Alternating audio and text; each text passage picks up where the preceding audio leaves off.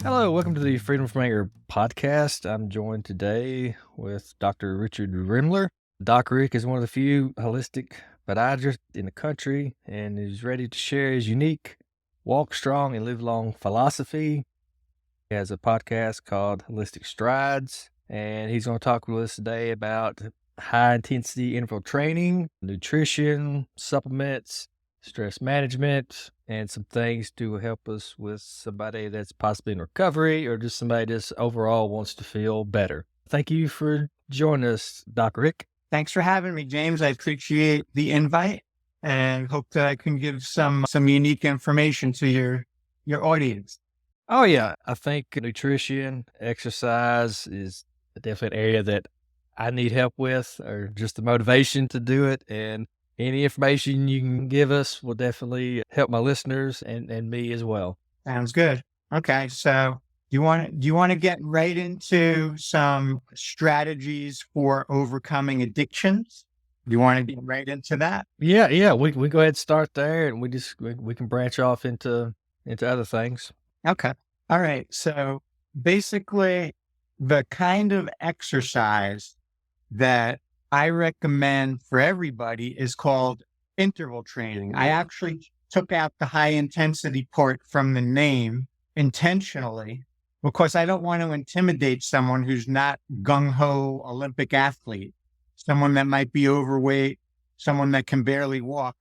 They can still do interval training, believe it or not. So that is probably my number one piece of information that I'm trying to spread in my own podcast, to my own patients. And it's that you don't need to exercise for an hour. You can do everything short and sweet in about 12 minutes so that you can get that exercise in before you start work or before you go to school. You can do it in the middle of the day if you need to. You could do it at the end of the day if you need to, without having to spend a large time block doing it.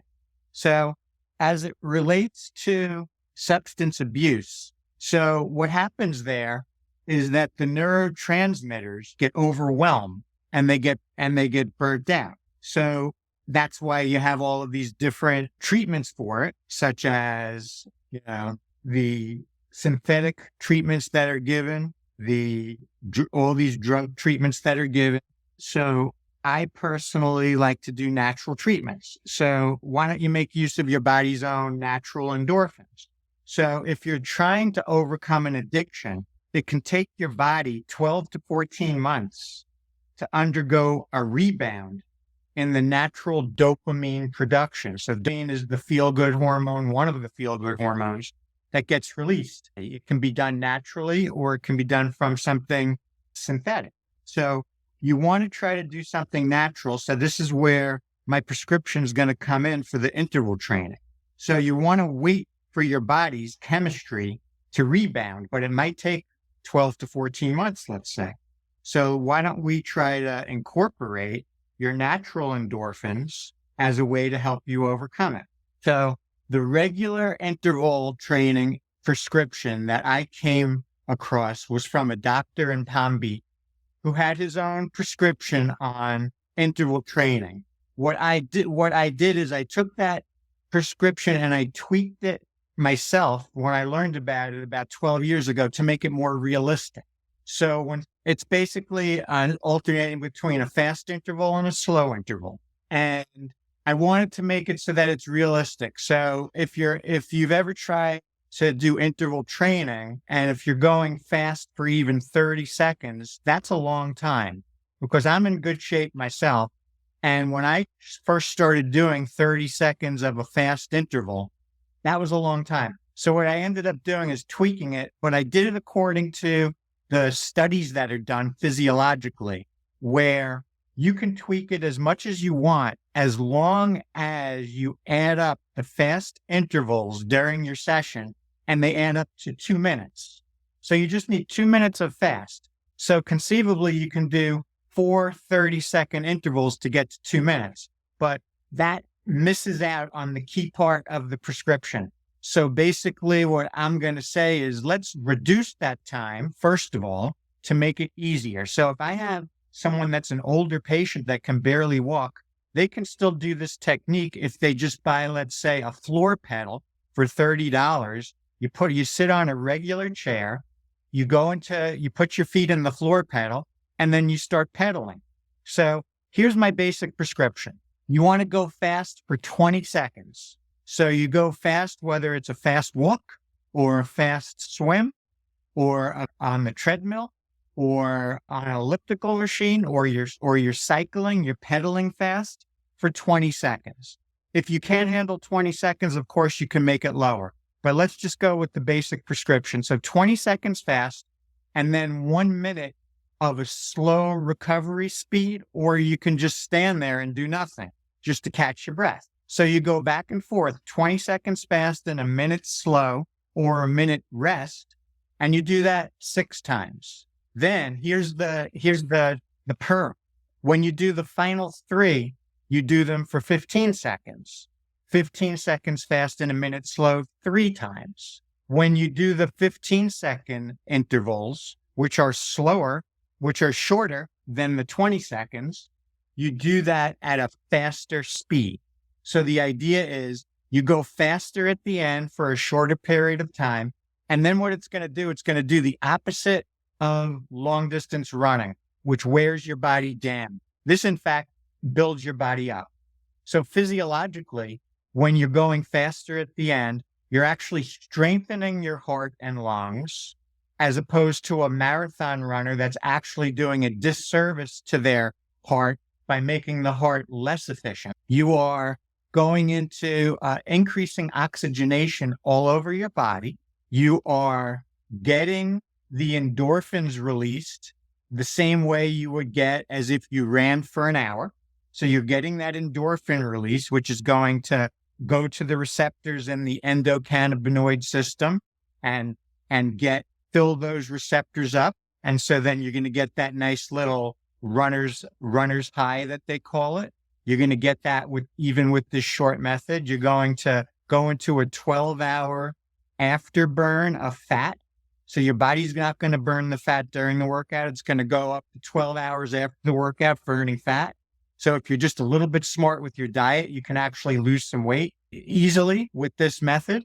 You're going to increase oxygenation all over your body, including your brain. You're going to keep chromosomes long. So it's actually an anti-aging technique. So all of these things in a short and sweet package done strategically. So when somebody is dealing with an addiction, I am going to recommend that they do this possibly twice a day, if not 3 times a day, so that you are continuously releasing those endorphins to help necessitate not needing to turn to something that might lead to a relapse. So the typical recommendation I would give to somebody that's battling an addiction is you get that 12 minutes in right before you start your day, before you're going to work, let's say, or before you're going to school.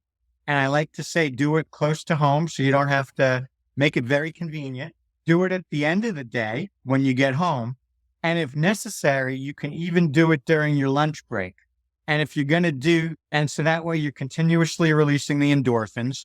If you need to do it at your lunch break, an easy way to do it, which is the method that I do when it's a rainy day outside and I'm not going out onto my street doing my sprints, I'll just keep it indoors. I'll just do jumping jacks. So I'll do jumping jacks for 20 seconds and then I'll rest and I'll do it again to the same prescription.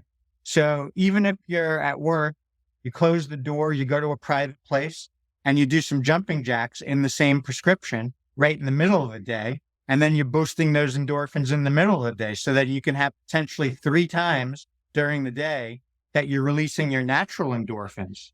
And that, to me, is a good way to help get you past the recovery stage as your body is then trying to get back to the natural dopamine production, which might take a year and a half. So you can tailor this any way you want. Personally, I will say that the faster you can do your speed on the fast speed, the more you'll get out of the workout. So a fast walk to a slow walk versus a sprint to a slow walk will be different. You will be able to get more if you can go faster, but obviously you might not be able to do that at the very beginning. So you might, let's say, start out doing fast walk, slow walk. And then as you get in better shape, maybe you can go jog to a slow walk, ultimately a sprint to a slow walk. And then that's where you're going to really maximize the physiologic effects.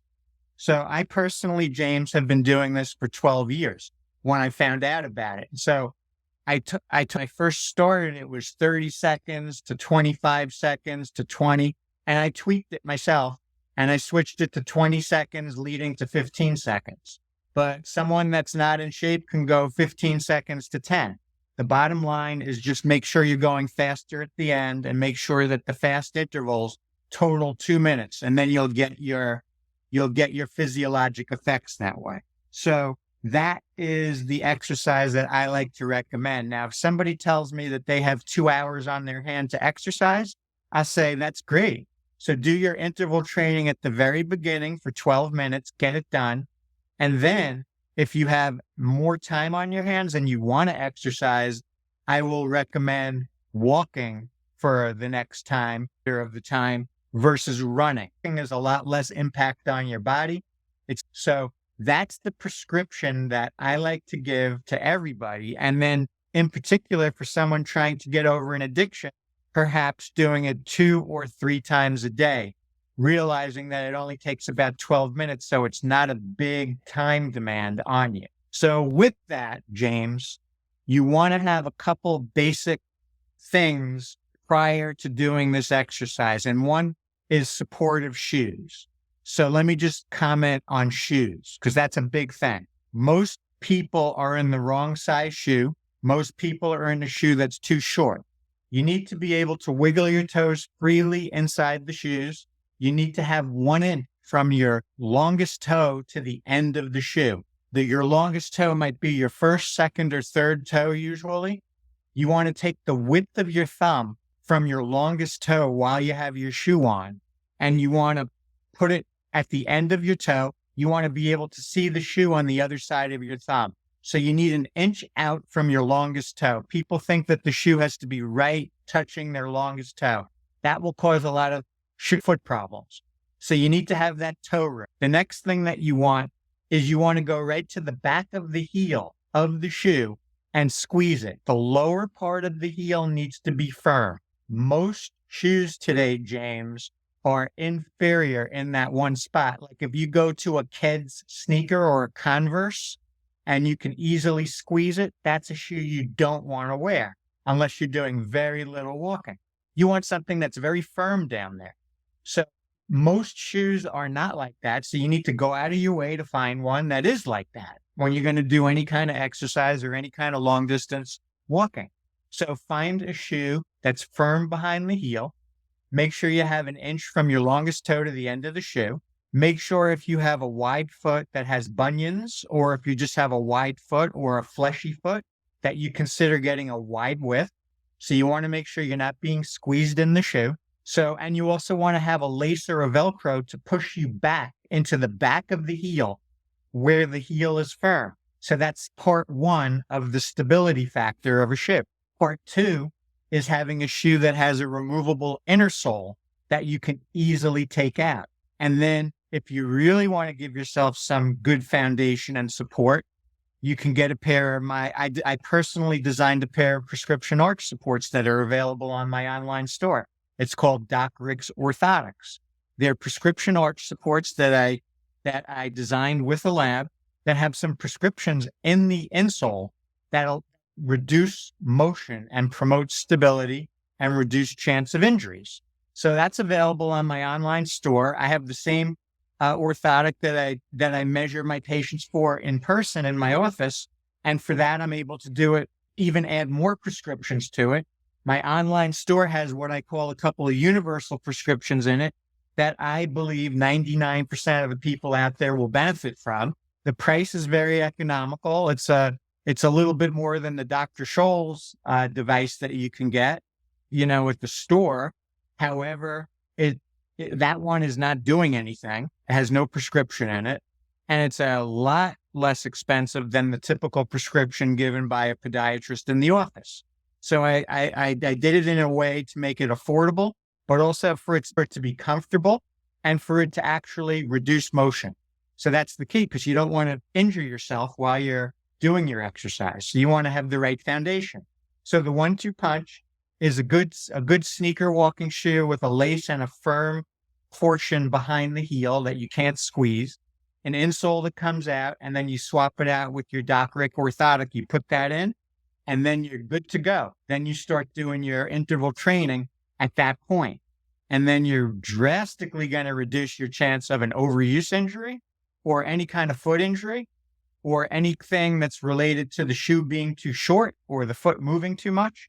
You're going to be in good shape in order to then get to the problem, which is trying to overcome your addiction and try to get your natural endorphins going by doing my specific prescription for the interval training.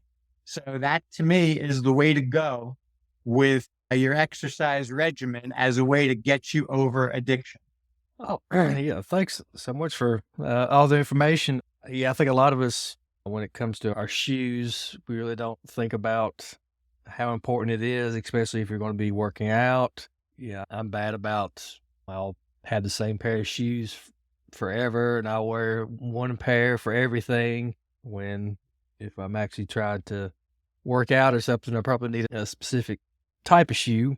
But no, I think the interval training, it's definitely something that I'm sure everybody's heard about, interval training, but I think the way that you have it broke down, 20 seconds, 1 minute, 15 seconds, 1 minute, makes it a little bit more accessible than, hey, we're going to do interval training for 2 hours, like at a gym, and not everybody can do that.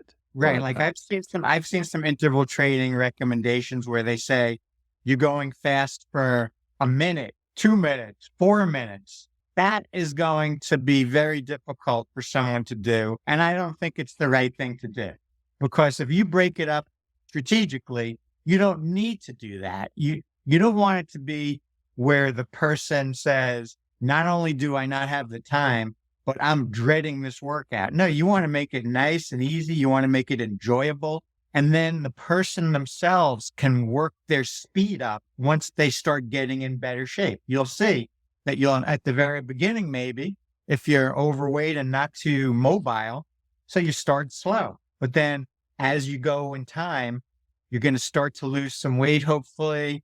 You'll start to get in better shape. Then you'll be able to increase your speed. So if you want a little bit of commentary on a few other topics as it relates to losing weight, as it relates to keeping your body in a cleaner state, I'll say that the first thing that somebody wants to do is nutritionally is when you're going to go hand in hand with the diet and the exercise. So the diet part, it can be simplified very easily, but you have to be a little bit disciplined in how you do this. But the number one factor, to me, the two number one factors, the 1A and 1B for nutrition, is you want to limit your white flour intake. So white flour is found in bread, cookies, cake, pasta. I'm not saying eliminate bread. All I'm saying is switch to sprouted bread, which is by far the healthiest bread you can eat. It's a category of bread called sprouted bread. The wheat is only 7 days old. It's packed with nutrition, and it doesn't progress. So when you eat a slice of sprouted bread, it actually acts like a vegetable inside your body. A typical piece of bread is going to be inflammatory, going to raise inflammation in your body, which causes systemic health problems like diabetes, heart trouble. So it raises blood sugar. It turns to fat, increases inflammation, all bad things. A piece of sprouted bread acts like a vegetable in your body. It will not raise your blood sugar. It will not turn to fat. So how about having a slice of bread without having all of those bad effects? To me, that's a win-win, because I love bread and I just love being able to eat something that's not going to have that effect. So I'm going to recommend sprouted bread. When it comes to pasta, gluten-free pastas is still inflammatory. So the pasta that I recommend is a bean-based pasta made with garbanzo beans or lentils, which you can find at a lot of stores. Those will act like vegetables inside your body. They'll be packed with protein, and they are not inflammatory. So that's a key to good health, and it's a key to weight loss because you're not going to raise the blood sugar. You're not going to have something that's going to turn to fat. So that's going to all be good for you in that regard. And it will help if you're going to try to lose weight. Obviously, that's something that you want to do. When you're out at a restaurant, you will not be able to eat sprouted bread because most restaurants don't have that. So that's going to be something when you're eating at home that you have control over. If you are eating in a restaurant, the three safest breads to eat are sourdough, pumpernickel, and rye. Those are the three safest. Whole wheat is actually not much better than white. It just has a little bit more fiber. So that's not even so good. So if you're going to eat out, those are the three good ones. So that's one thing that's important. The other thing to me that's super important is eating organically. You want to eat organic, not because it's more nutritious, because our soil has taken a big hit over the last 50 years with the farming practices. I hope that in the future we get back to more local farming and local farm to table procedures where it's not coming from far across the country where they add preservatives. So the reason you want to eat organic is so that it's not sprayed with pesticides and glyphosate, which causes cancer and diseases, neurologic diseases. So you want to eat as clean as possible, hence the organic. The problem that people have with organic is it's more expensive. I say, pay the money now, a little bit more now on eating a clean food rather than ultimately getting a neurologic disease diagnosis or, God forbid, cancer down the line, which will cost you a lot more monetarily and might cost you your life. So to me, that's the mindset that you want to do. You want to try to eat cleanly. You want to keep your inflammation down. And that's also going to be good for your mental health too, because you're going to not have all of these pesticides and inflammation going through your body. So those are the two pearls on nutrition that I like to talk about. Of course, there are many supplements that are additionally very good to reduce inflammation, which is going to cause a lot of disease. My go-to supplement for everybody is called a probiotic, which is the healthy bacteria that lines the gut. And that's a pill that you take. It has healthy bacteria in it. My magic number for that is 50 billion as in B as in boy, 50 billion per capsule. And then you're going to get all these bacteria that are going to populate your large and small intestine. They're going to help break down your food into small particles so that you don't end up with an autoimmune disease. It's going to improve your digestion, and it's also going to reduce inflammation in your body. So taking a probiotic is actually something that you can do to reduce inflammation in your body. And inflammation, even in the name of a foot problem that causes like heel pain. If you are able to reduce inflammation in your heel, it's more likely that you're not going to have a heel spur syndrome. But also, you're also going to reduce inflammation in the inside of your blood vessels, which is the key to preventing strokes and heart attacks. So if you're just taking a probiotic every day, and a good strong one, 50 billion, you want, and usually they're refrigerated. So that's usually one that you might want to get in the store. A good health food store will have it. If you do get it online and it's refrigerated, it's going to lose some refrigeration in the shipping, and some of those bacteria are going to die, but that's still better than not taking one. So you want to take a probiotic every day. And there's really no contraindications for taking that. I have a lot of patients that are on blood thinners, and even a lot of the natural anti-inflammatories that I would typically use on a musculoskeletal problem, are contraindicated in somebody that's on a blood thinner. But a probiotic will not make the blood thin as in addition. So a probiotic is safe for everybody, even if you're on a blood thinner. So that's like a big thing where most of my patients are on blood thinners, are prescription wise. Even aspirin is a blood thinner. So you don't want to make your blood too thin. so that if you fall and hit your head, you're going to have a brain bleed and and possibly end up in the hospital or die. So that's why you do want to take some of these supplements under the care of a doctor that knows about supplements and about drug interactions.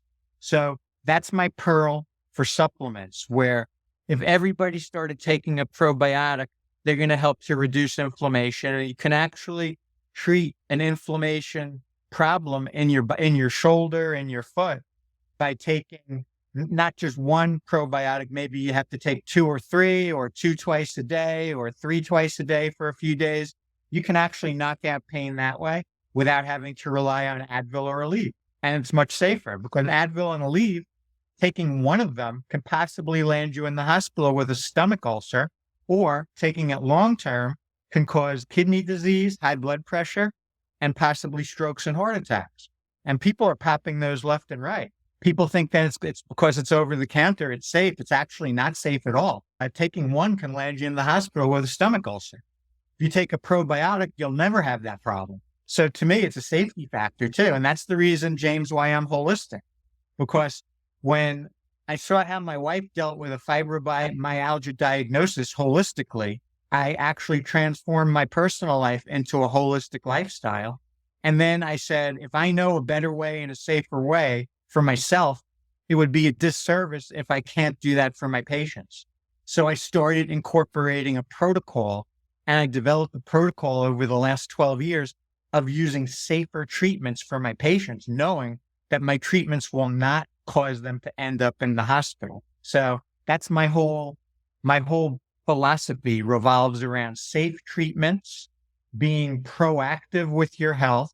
And then if you do have health problems, start by looking at your lifestyle factors, the diet and the exercise, then move on to supplements to treat the problem.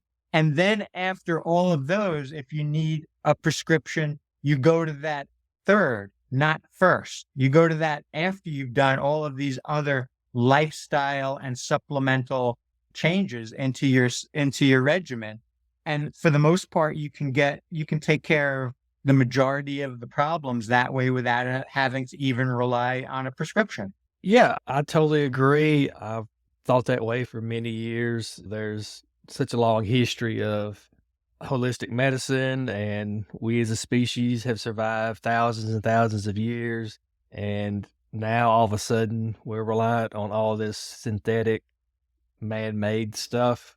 And like you said, everybody's going to react to it differently. I certainly think that there's better alternatives out there, and we tend to kind of overlook something as simple as, like you said, like a probiotic. I know when I've taken probiotics in the past, I feel a lot better. And there's so much information out there about gut health.